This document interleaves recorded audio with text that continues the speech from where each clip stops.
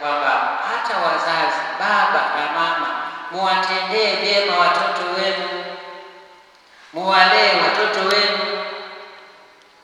Ndicho hicho ambacho katika Injili takatifu tunaelezwa katika mazingira hayo ya Yusufu kutii neno la Mungu, kumwokoa mtoto Yesu kwenda Misri, na hata aliposikia tena kwamba anaruhusiwa kurudi, mara moja anatii, anarudi.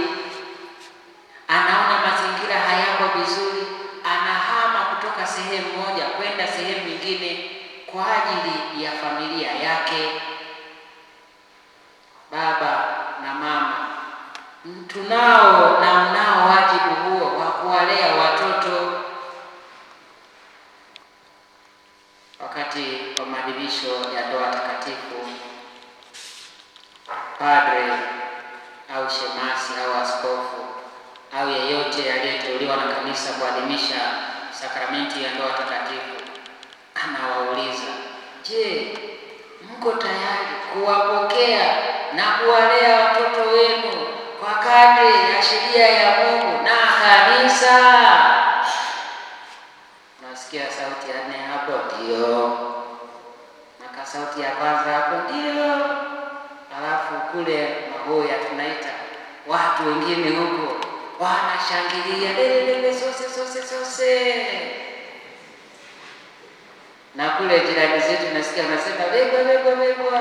Sawa wegwa, sawa sose. Je, kweli tunamaanisha hayo? Tuko tayari kuwajibika kweli kuwalea watoto wetu, kuwatunza na kuwalinda dhidi ya maangamizi yoyote?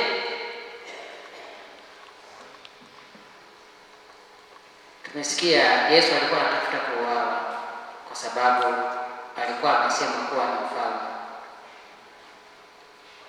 Wako wauaji wengi kwa sasa wa namna mbalimbali, sio kwa upanga, pengine inaweza kuwa kwa digitali au mambo ya utandawazi au kwa namna yoyote, tabia yoyote chafu. Je, mzazi unawajibika vya kutosha kumlinda mtoto?